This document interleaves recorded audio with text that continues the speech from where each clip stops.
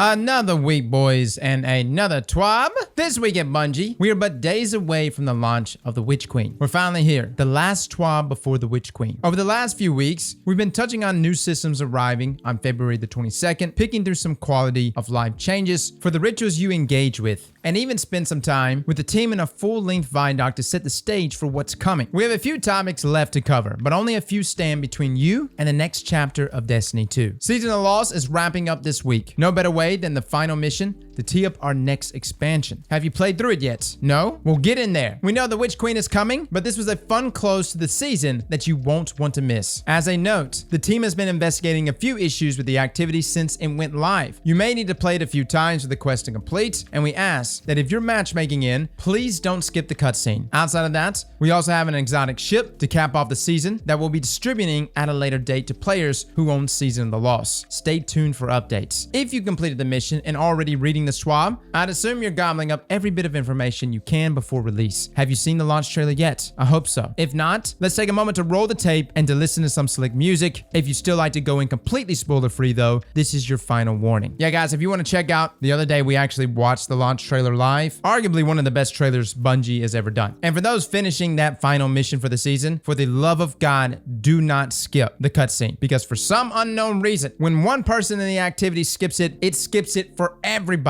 Now moving on. All right. Time for Gambit. Drift is hungry. No, not for Hive, but for the spotlight. Well, maybe some Hive too, but let's focus on gameplay. As we continue to improve and iterate on the rituals of Destiny 2, Gambit is taking center stage. This isn't a teardown and rebuilding of an existing mode, but a moment for our teams to realign on goals and how we're serving up the goods to our players. Fellas, my annual skate is on the line right now. A few months back, the development team walked through our first ritual update, focused on Trials of Osiris. When you look at it, there weren't numerous changes, but targeted pieces of tuning and adjustments to push a healthier experience. Ingram focusing and Trials ranks were introduced to help players earn that sweet piece of loot that they've always wanted, even if they weren't winning many matches. Minor changes to passages and matchmaking were made to help get more players into Trials. Freelance and lab weekends continue as we gather valuable data to inform the future of the mode. At the end of the day, Trials is still elimination, and Saint is still a badass. With Gambit, or any mode we may update in the future, you can expect a similar approach. Today, principal designer Alan Blaine will be joining us to break down our goals for Gambit and what changes the team is making to get us to where we want to be. So from Alan here, when we added Gambit back in Forsaken, in fall of 2018, was it really 3.5 years ago? We were closing a gap in Destiny pursuits. We had a lot of places in the game to shoot aliens in the face, or juice box, and we had places where you could face off against other Guardians, but we had no place where you could face off against other Guardians by shooting aliens in the face. Well said, yes, that's true. It's essentially what Gambit is. Fundamentally, Gambit is a PvE firefight mode, culminating in a race to kill the boss first. Meanwhile, you can throw small and large roadblocks in front of the other team racing you, or beat the roadblock by invading opponents, powered up and loaded for bear. Later that year, we added Gambit Prime, a souped up Gambit with armor-based player roles. And then, it really didn't change much for a couple of years. With Beyond Light, we streamlined both versions into what Gambit is today, combining some of the best parts of the original Gambit and Gambit Prime without attempting to transform the mode or address much of the feedback Gambit had generated over the years. Over the last few months, we've taken a pass on Gambit to address said feedback and realign the mode with many of its original goals. Ultimately, we believe it is important that in Gambit, you can showcase both your skill at fighting in Destiny and the variety and focus of your arsenal. It should be just as inherently fun and rewarding to shoot aliens in the face in Gambit as it is elsewhere. A good invader should be able to turn the tide of a match, but a good invader should be no more important than any other equally skilled team member. A good invader does not have to mean a PvP god loaded up with the best tracking one-hit kill weaponry. Players defending against invaders should have ample tools to fight invaders without worrying about using up ammunition, dealing with tougher enemies. And players should have methods for recovering from a devastating invade. Also, it should be rare that a match is out of your hands as a player, or that the outcome is preordained early in the match. And finally, working together with your team to overcome tough enemies, the Primeval, a high-value target, or any invader should feel as gratifying as a hard nightfall. While we don't always hit those marks, Gambit has a healthy and stable population. Ultimately, we want to make Gambit more appealing to a wider audience by addressing points of players, feedback, and improving upon what exists without changing the core nature of the mode. Our hope is that this leads to more players engaging for longer. So upcoming changes fall into 5 categories. So number 1, we have core activity. Number 2, ammo economy. 3, primeval tuning. 4, invasions. And 5, rewards. All right, I'm liking this. Core activity changes. These changes are all about enhancing teamwork or making the mode easier to play and understand. Oh, Freelance Gambit! A freelance node has been added. We think it's important that players feel like they always have a chance at winning. And we see over and over again that full stacks of friends or clanmates have a significant advantage over groups of solo match-made opponents. The modes we had added freelance nodes to, Iron Banner, Glory, and Trials with Cyrus, all feel like they ended up with more balanced matches more often, even as they increase and split the number of matchmaking pools. We are investigating ways to remove the need for freelance nodes that split the population and hope to have something for you later this year. In the meantime, the ability to queue for Gambit Freelance should be very useful. You dang right it is. Dude, I don't know about you guys, Freelance is what saved Iron Banner for me. I'm not saying Iron Banner is the most incredible experience in the game right now, but no longer am I getting gangbanged by 6 stacks. Now, rotating seasonal selection of curated encounters starting in Season 16. In Classic Gambit Prime, you got a randomly selected encounter from a list of 3 for each enemy race on each map. In Beyond Light, due to production issues, we were only able to bring one of the 3 variations forward into the new activity. Those issues have been fixed, and we're now bringing the missing variants forward. Playing with single variations for race map for a year led us to an interesting observation. It's fun to know that Hive on Pacifica means, oh god, those shriekers, and to learn the spawns and master them over time. Maybe not interesting for an entire year, but we think it will be interesting to have a set rotation of spawns for a season over those 3 months to really master the encounter. So no more shriekers on Pacifica for now, but they will be back later in the year. All right, so essentially they're going to set a specific enemy type per season. And I guess the idea is that you'll just continue to get better and better the more Gambit you play. The issue I have with this is considering the limited amount of maps we have, maybe they're going to say something here, but stagnation can really creep on you if you keep fighting the same thing over and over. Now, respawn points have been added to all fronts, which are the sections of maps where enemies could cycle in or out. It can be frustrating to always have to run all the way from the backfield after spawning before you're able to help your teammates, or fight the invader, or collect dropped motes, etc. It is also very frustrating as an invader to always spawn at the same location on the same map multiple times in a row, or to have an invader camp the entrance to avoid confrontation. More respawn points spread throughout fronts should help you get back into the action faster and provide for less predictable spawn points during invasions. Now, players always drop half the motes they were carrying when they are defeated. Yes! These can be picked up by anyone, including the invaders. Invaders can also drop more motes now. This makes recovering from a ruthless invader or bad luck fighting enemies a little easier. So kind of a way to counter a good invader, right? Like if an invader comes in, kills 3 enemies, picks up their motes, but then that 4th teammate cleans up the invader, boom, you can recover those motes. Although I guess half. So it'll just be like half of the half that the invader got. I like this more because it's not as devastating when you die and doesn't contribute to that snowball effect. Now, players can be revived by other players 2 seconds earlier, and auto respawn is delayed by 2 seconds. We want to emphasize and reward teamwork as much as possible. Bringing your teammate back and saving them a run now is even easier. This change should also reduce the frustrating moments of teammates being forced to respawn as you're halfway through the revive interact. When your teammate dies and you run to grab their drop motes, stop for a second and revive them, will you? Yeah, we'll see if people actually revive or not, right? Now, all shields have increasing resistance to non-matching damage types. While not as severe as match game resistance and Nightfalls, we wanted a way to promote build crafting and teamwork. So I guess this is a good change. They're making it a little more difficult, but considering you already know what you're going against every single time, there's going to be a Gambit meta that will be set for each season. Now, Rules of Gambit node has been added to the launch screen, and numerous Gambit specific hints have also been added to the load screen. Gambit can be a bit opaque to newcomers. This should give them a leg up. Now, blockers, draining, and the bank. While we didn't want any drastic adjustments here, we have a few tweaks we think will increase interesting decisions both when sending and battling blockers, and hopefully remove the feeling of helplessness as you pour ammo into the 3 knights as all your motes drain away. So first, 10 motes Phalanx blocker now has its health boosted a bit. Now, while they are a good positional challenge with their shield and knockbacks, we felt they weren't quite tough enough for their mote cost compared to the knights, so we increased their health. The 15 Knight blocker gains a stasis attack. We originally planned to pull its health down as we felt it was a little too beefy for 15 moats. But with the ammo changes below, we didn't find the current health onerous in playtesting. We did think they could be more tactically interesting with the stasis attack without necessarily making them more deadly or harder to kill. Personally, guys, I hate their fire attack more than anything. At this point, I'll take some stasis. Now, moat drain from multiple blockers continues even if the opposing team is in a primeval phase. This will help the team that is behind get to the primeval a little quicker. It's never felt great to send over 4 blockers only to have the enemy team ignore them, all while still being severely behind. This also gives the team in the lead a bit more incentive to kill blockers during their primeval phase. Now, the moat drain is paused if a player is near the bank and engaging blockers. It never feels great to have your moats draining away while you pour primary ammo into 3 taken knights. Wow, so it actually will pause it as long as someone is actively engaging the blockers. Now, moving on to ammo economy. Our goal for these changes are to make a more predictable and equal baseline of special and heavy ammo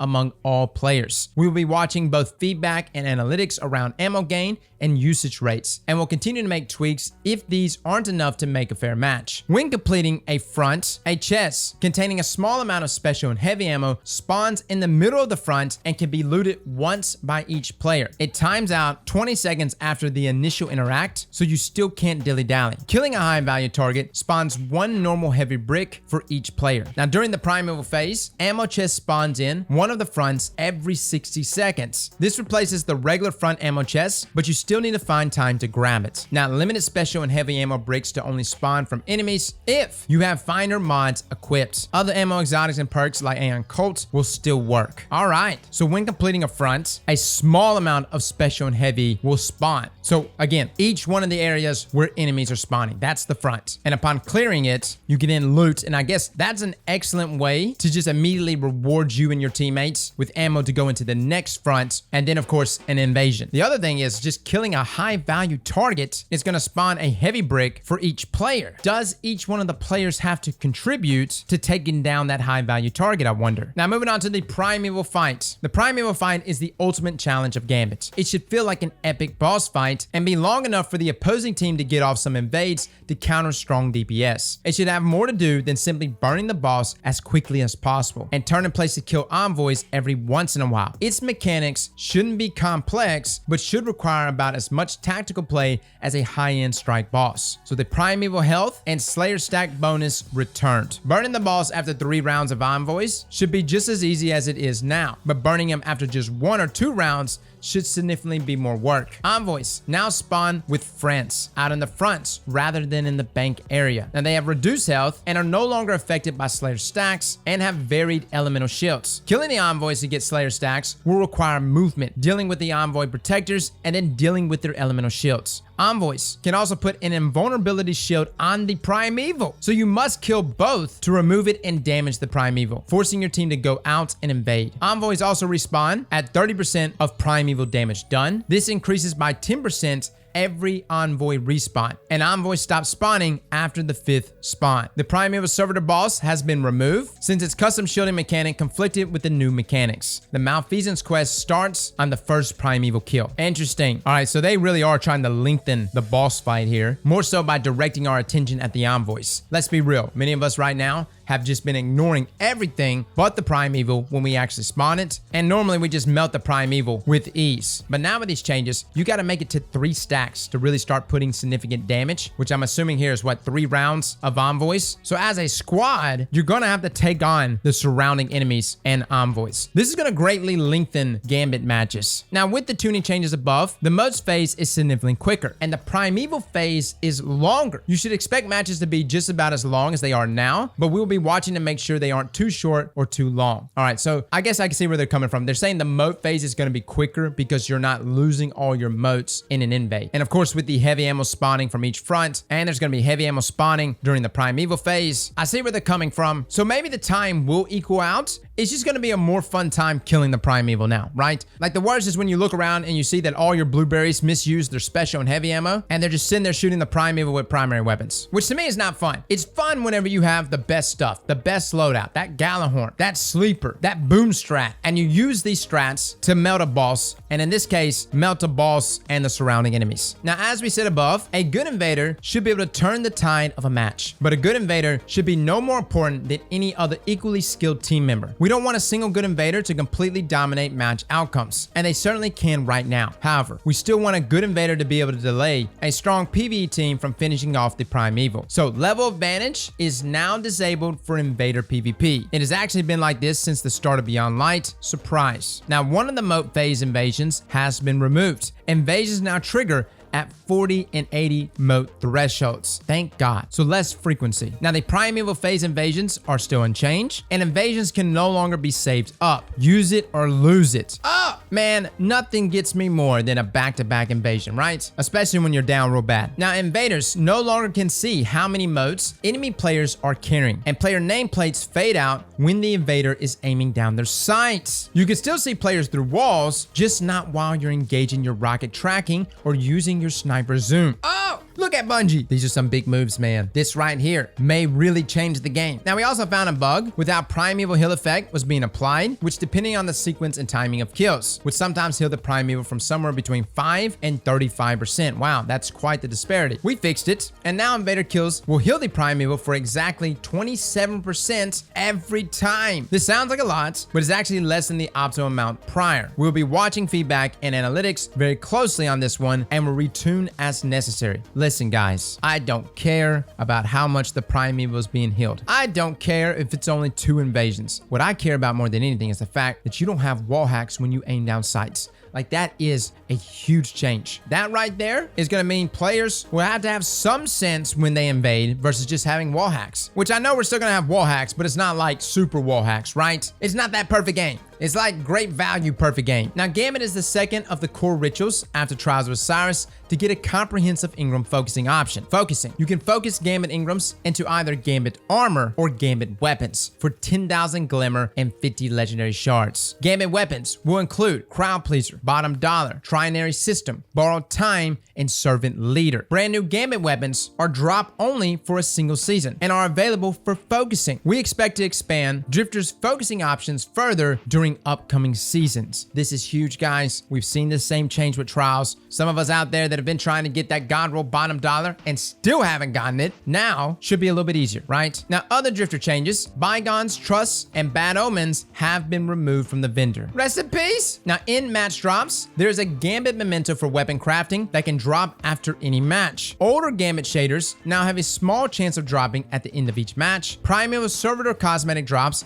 can now drop at the end of any match. The Furtive Shelf Ghosts can now drop at the end of any match as well. Yes, you can expect more rituals to get this treatment throughout the year, but we do not currently have any specific dates to share just yet. Stay tuned. Holy hell. I don't know, fellas. I think I'm going to have to delete a God roll because these are some significant changes. Now, the future and Gambit Labs. There are a few things eagle-eyed readers might notice are missing from the above. Don't fret. We do have a timeline for future changes. First, the daily Gambit bounty objectives are generally fine, but some of the repeatable bounties have some onerous completion requirements. We're taking a pass on these, though they won't come all at once. Sometimes this season, we will be adjusting the completion amounts of most Gambit repeatable bounties. Weapon kills drop from 25 to 15, melee and grenade kills drop from 25 to 5, and super kills drop from 15 to now 10. Now in Season 17, we'll be making additional tuning changes as well as adding 3 new bounties. Throughout the year, we will also be adding bounties specific to Line 3.0 updates. Now moving on to Gambit Labs Invasion Edition. We have a couple of Gambit Labs that play with some of the core invasion concepts. These will run for 1 week and will take over the base Gambit nodes. Now, Invasion Swap. This lab variation plays around with who gets the benefit from triggered invasions. During moat phase, instead of opening your own invasion portal at 40 and 80 moats, you instead open your opponent's invasion portal. We expect this to completely disrupt the accepted meta for how and when to deposit and invade, and we're looking forward to seeing the clever strategies and counter strategies you will develop. Yo, what? So instead of opening your own invasion portal, you open your opponent's invasion portal. I don't understand. What does that mean?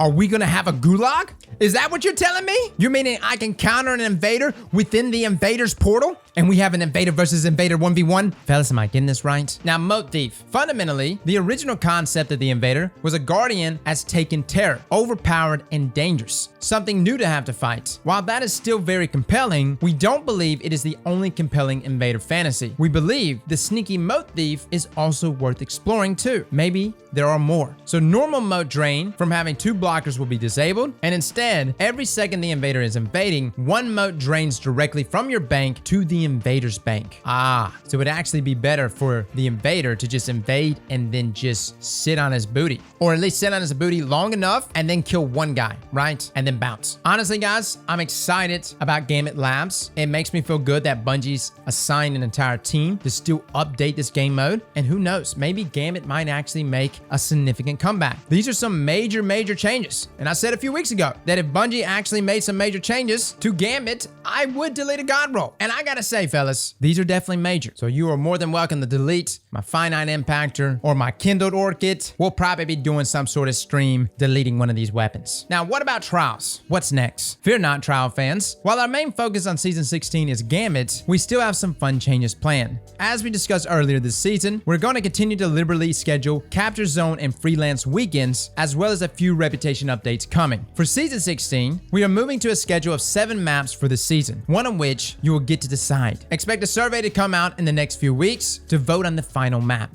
We also have some in-depth reward changes coming for Season 17. We'll preview those later in the season. Now, what's next, you might ask? We are still ironing out the details, so we don't have anything to share today, not even a lore drop. However, we are planning to make the next 4 seasons a banner year for rituals, and we hope our Season 17 plans will spark joy for everyone. We hope all the Guardians that love or fear Gambit give the mode another try once the Witch Queen launches. We've really enjoyed playtesting it, and we're going to be listening to your feedback and making adjustments. Now, a final patch note preview. Here's a quick roundup of patch notes for next Tuesday. Think of this as a kitchen sink of patch notes. A little bit of everything. First up, ritual rewards. Starting with the Witch Queen, ritual playlist rewards will be updated to grant ritual-specific gear, weapons, mods, armor, and no longer be granting rewards from the general world pool. Crucible will grant Crucible gear, Vanguard will grant Vanguard gear, and Gambit will grant Gambit gear. Now, Ingram focusing is currently only available on Saint 14 and the Drifter for the ritual-specific Ingrams. World Ingrams will continue to be granted at major ranks on ritual vendors just for a little variety. Gambit, Crucible, and Vanguard rituals are receiving updated armor rewards for a new expansion release. Wow. Now, these share the same base appearance, but have slight differences in decals and coloring to represent each ritual. Now, returning Crucible maps. Eternity in Vostok returns to the Crucible on February the 22nd, 2022. Holy hell. Look, I know it's not a new map. I would like a new map, but these are at least long-range maps, meaning we should finally get some more variation back in our meta, right? I guess my question is, are they going to be any different? Are they still going to be the same snowy environment, or are they going to be updated in some sort of way? Now, Eververse, no changes? Wait, what? Seriously? Yeah, there are no systematic changes to the Eververse.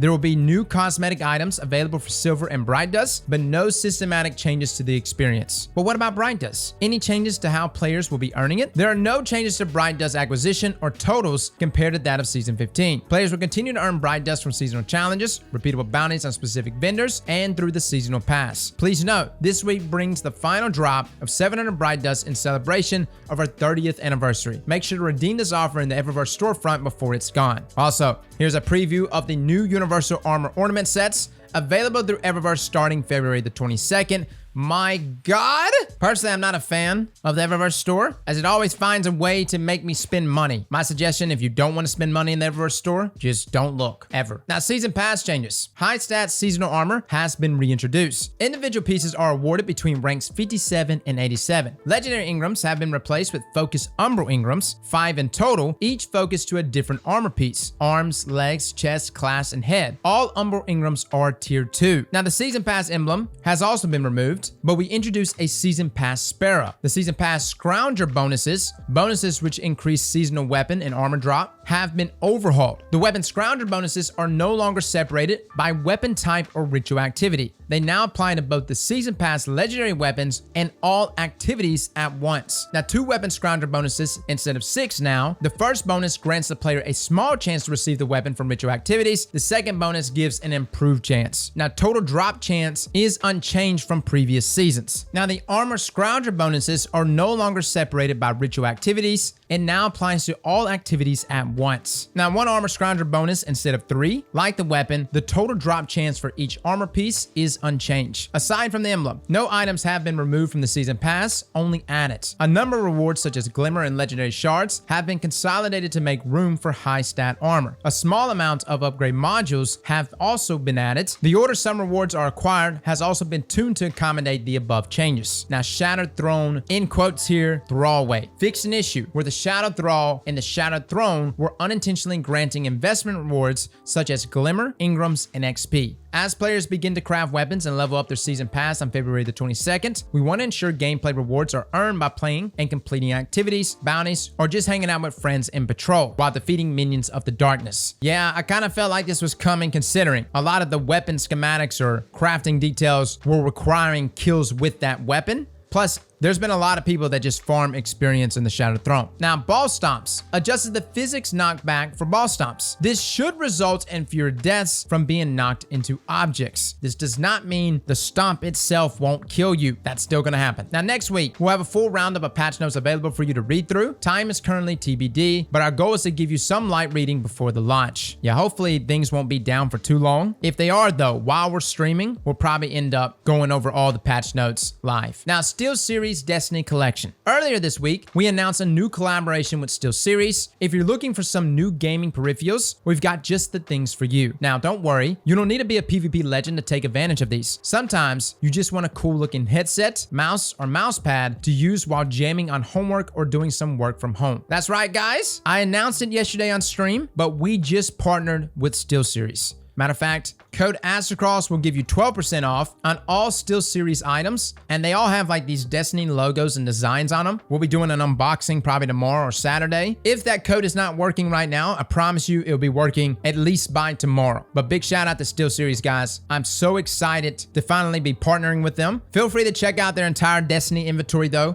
as they really do look amazing. Now, long live the Queen, Twitch subscription bounty. Back when the 30th anniversary pack went live, we introduced a new Twitch subscription bounty emblem for players to earn. It's been wonderful seeing so many Dryzigit emblems in the post-game credit reports and Crucible lobbies. Don't know what a Twitch bounty is? Head over here for all the details on Destiny 2 Twitch extension and how you can qualify for some fun rewards. Wow, so this is the new emblem right here? Oh, again, guys, if you gift 2 gifted subs to a streamer starting at 9 a.m. Pacific on February the 22nd, you will receive a Long Live the Queen emblem. Again, you have to link your Twitch account to your Bungie account. Regardless though, this is a very sexy looking emblem. You'll need to go to your Twitch account, log into that account, navigate to the Viewer Bounties tab on the stream overlay, click Grant Permission, click Link with Bungie.net, and then proceed to select your main platform. I'll link this below, guys, but if you need help with any of this, I'm sure on stream tomorrow we'll have a little small guide on the side of our window showing folks how to do this. But again, this goes live next week, February the 22nd. Now, the Witch Queen release schedule. February the 21st, which is Monday, Destiny 2 will be brought offline. And I mentioned this earlier this week, guys. If you want to get your build right or your loadout right, do it before Monday, because dim and everything is probably going to be down for the first 24 hours. Have it all ready before Destiny goes offline. That way, when you do finally get back in the game on Tuesday,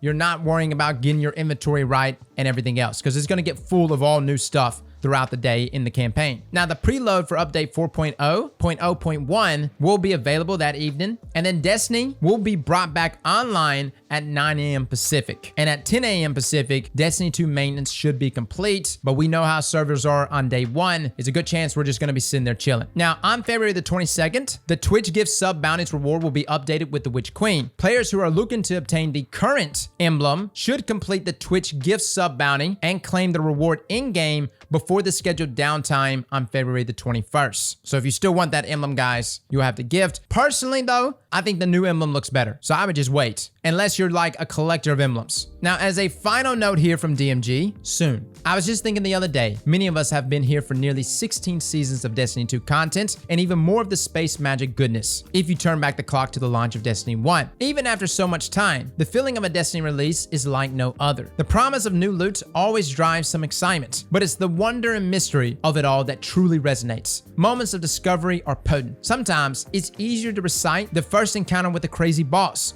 or the moments a god roll dropped into your hands than it is to remember a sibling's birthday. We're excited to hear about your upcoming journeys through the campaign. We're excited to watch as you craft your first weapon. We can't wait to hear people scream in terror while attempting to revive a teammate during a legendary mission. Just a few more days left, and it will all be in your hands. Thank you for playing, and cheers for being one of the best communities on this planet. Much love, and see you Starside DMG. All right, guys, that is your final TWAB. Gambit Changes, pretty massive. Really, pretty massive. I think overall, everything that we've touched on, this is looking to be the biggest expansion Bungie has ever released. I don't want to overhype it, because I've done that in the past. So for once, I'm really trying to dial back our expectations. So when I say that this is going to be the greatest expansion Bungie has ever made, I'm not trying to lead you astray. I really think it's going to be the greatest expansion ever in Destiny history. Guys, thank you so much for tuning into these TWABs. Even when there's literally nothing going on in the Destiny universe, you guys still show up. I love you. Thank you so much for that. And again, we'll be live this weekend deleting some god rolls, having a good time, prepping for Witch Queen together to take on the thickness of Savanther. So see you soon. Fellas and ladies, thank you all for coming and watching. And as always, slap that like button like your mama told you right.